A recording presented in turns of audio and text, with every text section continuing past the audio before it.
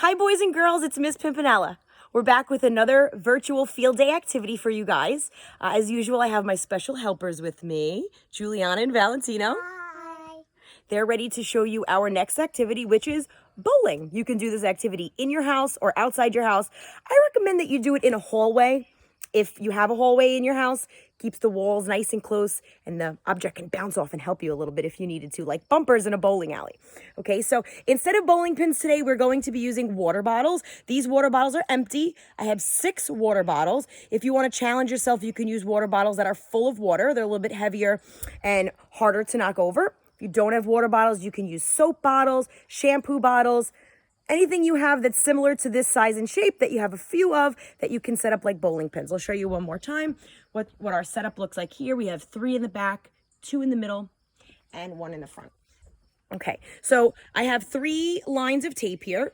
Okay, the closer you are to the bowling pins, the little easier it's going to be. The further away you are, it's going to be a little bit more challenging. So it's up to you if you want to create different distances and explore all of them and pick what's best for you. See if you want to challenge yourself. We love challenging ourselves. Challenge by choice. Okay, so Juliana is going to demonstrate how to do this bowling activity with a ball. If you have a ball, if you don't have one, it's okay. So for underhand rolls, she's going to do a tic-tac swing. She's stepping forward with her opposite foot. She's going to bend her knees really low and roll. Good try, Juliana. Oh, we got 1 pin. She gets 2 tries. So she's going to come back. She's running in there, so she's working on her heart and her lungs, getting some cardio in there. All right, last try. And very good. We have a spare. All right, and we have some good sportsmanship from Valentino here. While Juliana gets the ball, I'm going to quickly set up the pins for Valentino. Valentino is going to show us how to do this activity using a balled up pair of socks. Okay.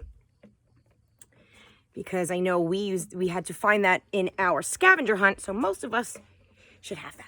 Okay, so our pins are set back up. Valentino is choosing to challenge himself because he is standing at the 3rd line. I love that he is pointing at the targets. He's aiming. Excellent.